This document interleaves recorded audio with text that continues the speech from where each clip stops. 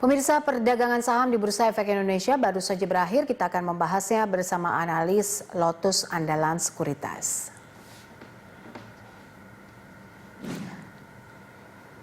Ya, untuk membahas bagaimana pergerakan IHSG sepanjang hari ini, kita sudah terhubung bersama Krisna Dwi Setiawan, Head of Lots Services Lotus Andalan Sekuritas.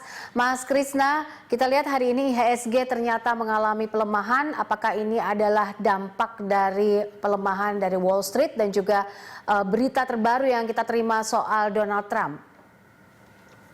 Ya, benar sekali, Poppy.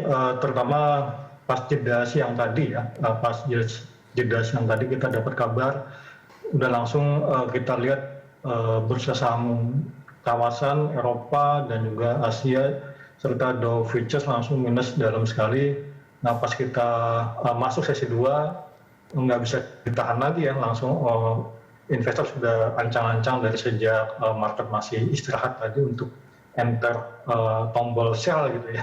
Jadi sempat panik, jadi indeks juga sempat tertekan sampai 4880-an.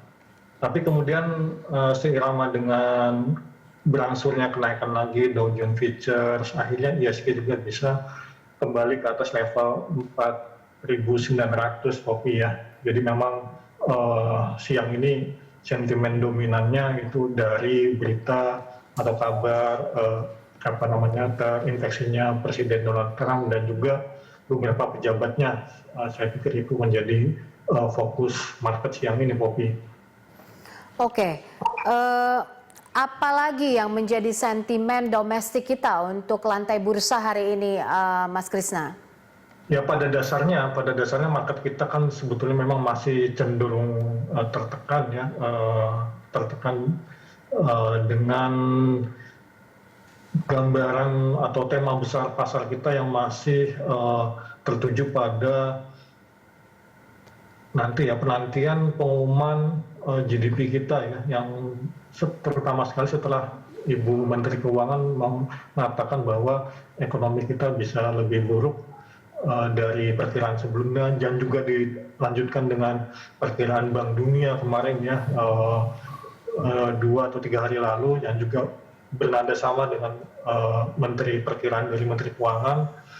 Rasanya market kita memang masih cenderung tertekan gitu ya. Ditambah lagi kabar-kabar dengan kabar terbaru dari bursa Amerika itu jelas menambah sentimen negatif kita. Jadi memang pada dasarnya kita sedang negatif, ditambah lagi kabar terbaru soal Presiden Trump ini ya, kita jadi negatif. Jadi rasanya, Poppy, menurut saya sih sampai dengan nanti November, minggu pertama itu ya kan, minggu pertama kedua lah, kan di tanggal 3 November kita sedang menantikan US election ya, jadi pemilihan presiden Amerika tanggal 3, tanggal 5-nya itu pengumuman GDP kuartal ketiga Indonesia. Jadi ada 2 tanggal penting yang sangat berdekatan, dan dua-duanya ini nanti akan menentukan arah bursa saham kita dan juga terutama bursa saham kita ya, karena kita ada pengumuman GDP juga, dan yang pasti negara lain juga kita akan dapat gambaran pertumbuhan ekonominya kira-kira di tanggal yang kurang lebih sama, berdekatan lah. Jadi sampai dengan tanggal penting itu market kita rasanya belum akan mencoba untuk berani untuk berbeda ya, atau berani untuk mengambil ngambil posisi yang penting ya, terutama investor kita ya. Rasanya akan sideways aja, investor akan cenderung tendensi aja, rasanya begitu, Poppy. Oke, Mas, hari ini kan kita lihat ada 9 sektor yang melemah begitu, infrastruktur juga turun hari ini, lalu juga ada beberapa saham perbankan yang juga ikut mengalami koreksi. Untuk awal pekan depan seperti apa sektor-sektor ini menurut prediksi Mas Krisna sendiri? Ya, sektor yang masih sangat sensitif dengan dengan tertekannya perekonomian kita, itu pasti akan sulit untuk menguat secara signifikan ya. Tapi memang diuntungkan dengan kondisi harga saham yang juga sebetulnya sudah cukup oversold. Investor asing kan sudah melakukan net sell ya, ada akumulasi net sell sejak awal tahun itu sekitar 42 triliun dan bulan lalu saja itu sekitar 15 triliun sendiri.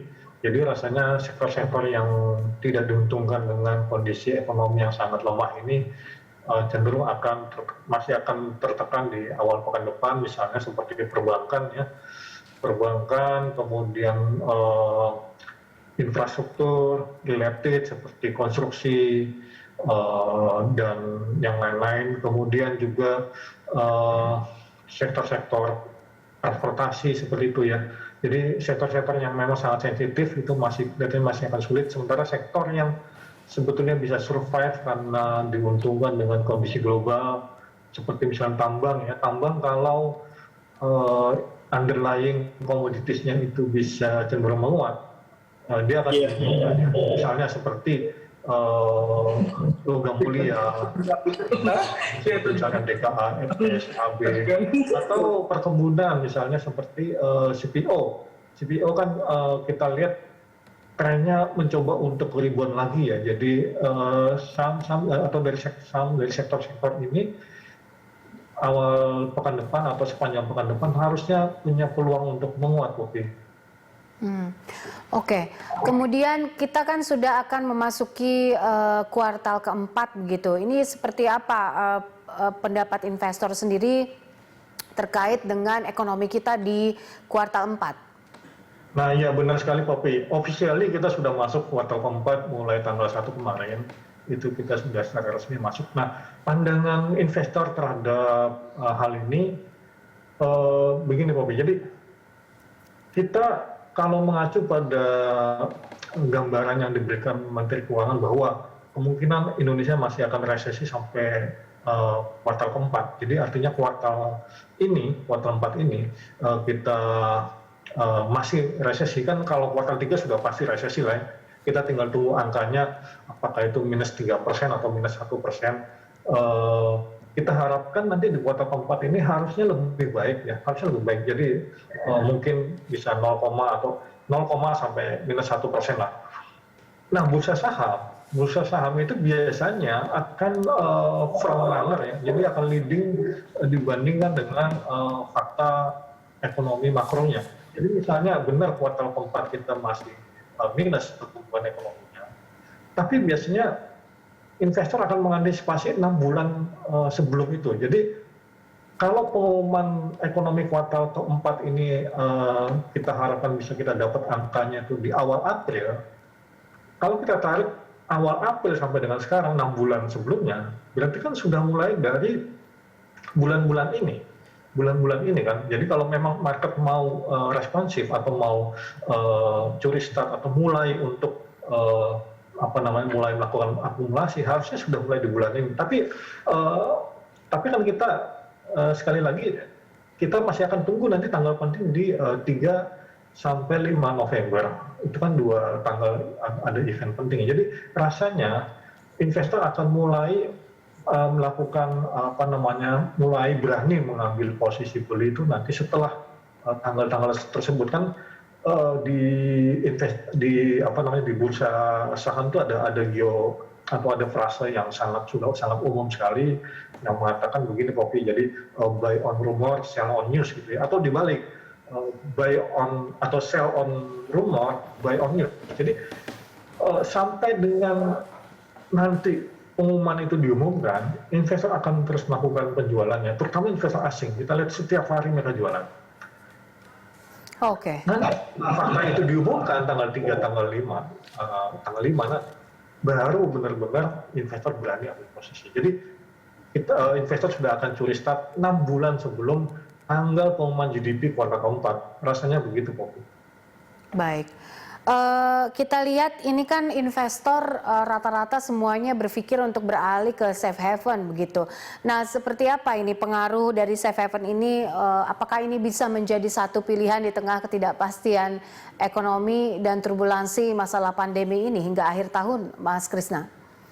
Ya, safe haven masih akan menjadi salah satu alternatif yang menarik untuk saat ini sampai dengan akhir tahun rasanya, tapi tidak dalam jangka panjang, Poppy, karena begitu ekonomi bisa berangsur pulih, SFF kan akan ditinggalkan lagi. Investor akan kembali ke saham-saham tradisional yang punya basis fondasi yang atau basis fundamental yang kuat, ya. Jadi rasanya tidak akan umur dari SFF ini tidak akan lama lagi, ya. Rally saham-saham yang terkait dengan logam mulia itu tidak akan lama lagi. Begitu ekonomi sudah berangsur pulih, investor pasti akan kembali melirik saham-saham tradisional seperti konsumer, saham-saham perbankan lagi, kemudian saham-saham properti, saham-saham konstruksi seperti itu. Jadi kita akan kembali fokus ke saham-saham tradisional. Jadi sampai akhir tahun lah umurnya paling lama, saya rasa itu kok. Oke, baik. Kalau kita bicara soal saham defensif, apa yang bisa direkomendasikan kepada para investor? Misalnya bisa di breakdown untuk misalnya saham-saham big caps atau yang second line atau third line seperti apa hingga akhir tahun 2020 ini, Mas Krisna? Ya, kalau kita bicara yang defensif dari blue chips-nya itu sudah pasti konsumer. Nah, masalahnya konsumer kan kita lihat defensif sih ya defensif, tapi tidak menawarkan potensi keuntungan yang menarik ya. Jadi rasanya hanya sekedar untuk menjaga bahwa investasi kita tidak tergerus, ya mungkin bisa. Tapi kalau kita mau breakdown lagi dari sektor yang saham-saham yang defensif ini, mungkin kita bisa lebih ciutkan lagi, persempit misalnya ke yang masih ada kaitannya dengan farmasi, ya. Misalnya seperti Kalbe Farma. Kalbe Farma ini kan saham, bagi saya ini saham blue chips ya. Ini juga defensif, tapi ini menarik karena akan diuntungkan nanti dengan situasi saat ini, karena kita tahu dia akan mencoba menjual obat-obatan terkait COVID ini. Kemudian defensif lainnya yang juga sudah menarik saat ini misalnya seperti telekomunikasi. Ya, saham Telkom misalnya. Saham Telkom jauh sebelum saham-saham perbankan tertekan, dia sudah mulai turun duluan, dia sudah mulai koreksi duluan ya. Jadi saham telekomunikasi, Telkom ini bisa dikatakan sudah di dalam 4-5 bulan terakhir terus tertekan, dan saya rasa itu bisa jadi pilihan saat ini karena harganya sudah sangat menarik. Jadi saham defensif yang bisa jadi pilihan itu konsumernya ada Kalbe Farma, saya ciutkan, dan juga ada misalnya kalau mau ditambahkan ada ICBP ya, ICBP. Kemudian di cash lainnya ada telekomunikasi, Telkom. Nah, nanti setelah itu baru kelihatannya orang akan mulai berani lagi untuk melirik lagi saham perbankan. Nah, saham perbankan juga beberapa sudah sangat terkoreksi, misalnya seperti BCA dan BRI, gitu, Poppy. Baik, terima kasih Mas Krisna untuk analisanya dan juga waktunya bersama kami dalam Closing Market. Baik, sama-sama.